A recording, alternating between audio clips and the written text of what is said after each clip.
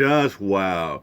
You know, we had a Monterey shooting by Yucan Tran, killed 11 people before he killed himself. Well, guess what happened just hours ago? We got another mass shooting in Half Moon Bay, leaves 7 dead, 1 injured. Let's get to it, shall we? For our community in Half Moon Bay, here's what we know at this hour. 7 people are dead after that mass shooting and 1 other person fighting for their life. The suspected shooter in police custody, we're told cooperating after driving to the police station and surrendering.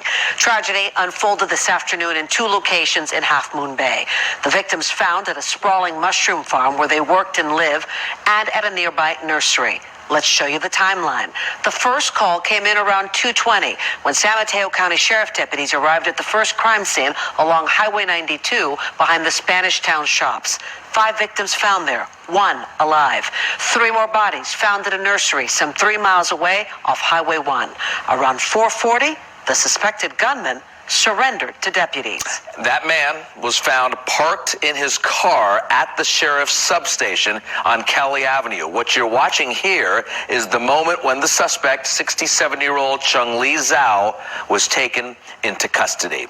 Our team has been in Half Moon Bay since this all happened. Stephanie Magallon spoke with the loved ones of the victims, but we start with NBC's Terry McSweeney, one of the first reporters on the scene. Terry. Investigators are telling us that they are learning a lot about what happened after that first gunshot was reported a little after 2 o'clock this afternoon, and we're learning more about what the suspect was doing and about his arrest. Tonight, FBI agents at the scene of the shootings, where San Mateo County Sheriff's deputies have been since 2:22 this afternoon, shortly after they responded to a report of gunshots. Upon arrival, deputies located 4 victims deceased with gunshot wounds. A 5th victim, also suffering from a gunshot wound, was transported to Stanford Medical Center with life-threatening injuries. A short time later, 3 additional victims were found, shot to death on the 2100 block of Cabrillo Highway South. Both crime scenes were mushroom growing operations. Investigators soon named 67-year-old Zhao Chun Li, who is believed to have worked at one of the farms, as their suspect for all the shootings. NBC Bay Area News has learned that Zhao, at the first location, shot 3 of his victims in the trailers where they lived, next to the field where they worked, and then gunned down 2 others in the field itself. There were farm workers affected tonight. There were children on the scene at the incidents. This is a truly heartbreaking tragedy in our community. As for the suspect, he turned up 2.5 hours after the first shooting in a most unlikely spot. Zhao was located in his vehicle in the parking lot of the sheriff's substation here in Half Moon Bay by a sheriff's deputy. Sky Ranger was over the scene when Zhao was spotted by deputies and arrested. No resistance, no drama. We also have ground video of the takedown. Sheriff Corpus says Zhao probably went to the sheriff's substation to surrender, but never did make an effort to do so. Deputies say they found a semi-automatic handgun inside that maroon SUV.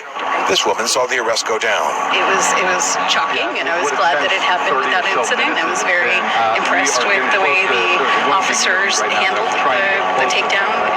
Tonight we're told it appears Zhao acted alone and is cooperating. Also, it's likely he has a wife. This is something that we get to watch on the news. Never think that it's going to come and hit home. Of course, the $1 million question is, what was the motive? Well, the suspect worked at the mushroom farms where everyone was shot. Everyone involved is Chinese American. But the official answer to what was the motive, they don't know yet. Live in Half Moon Bay, Terry McSweeney, NBC Bay Area News. Okay, Terry, thank you. We've been down there for a long time, Terry reporting, and he said FBI agents are now on site as well. Thank you, Terry. Yeah, and a lot of details are just emerging and changing. It's been a painful and frightening night for dozens of farm workers and children now sleeping at a reunification center, which is just miles from where those killings took place. NBC Bay Area Stephanie Magallon is at the IDES Hall where those people are staying. And Stephanie, I know you spoke to some of the families who actually witnessed the shooting. Yes, Jess. So one of the farm workers I spoke with was actually walking into this reunification center with his wife and several children. He said he saw one of the shootings. He actually said he knew the suspect. They worked together at one of these farms. Now, I can tell you that as I was speaking with this man, I could see him shaking.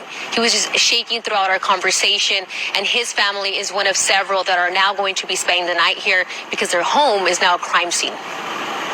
Forced out of their homes by a mass shooting, tonight these families are seeking refuge and learning what friends, co-workers, or family members didn't make it out. This man tells us one of the 8 victims was like a brother to him. He called him Marciano Martinez and showed up to this reunification center to learn more about his condition, but left with more questions than answers.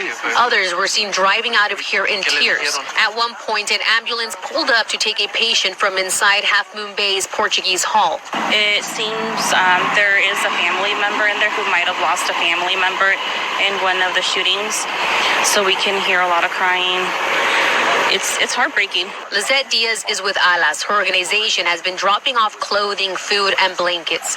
She says there's about 13 children and 40 adults in need, many of them in anguish and searching for answers. I cannot imagine what those kids witnessed today. The sorrow was shared by many as resident after resident showed up with bags filled with goodies and stacks of blankets, anything to offer a bit of comfort to the survivors here tonight. It's a lot of tragedies hitting this country right now. More mass shootings than the number of days in the month, and to hit our small town, it's very shocking. Now, the farm worker I spoke with says that about 25 people were living at the ranch that is now a crime scene. He believes that 2 of the victims were Latinos and the rest were of Asian descent. He was telling me that after tonight, they may have to stay in a hotel. That situation is really unclear. But not too long ago, I did see a van come and pick up several families from the reunification center. It looked to be from a nonprofit organization. So they may be moving as of tonight. Right now, as you can see, there's not too much traffic with people going in and out. However, organizations are still asking those who can to please come and drop off blankets, clothing, and they're specifically asking for warm food. Yeah, wow.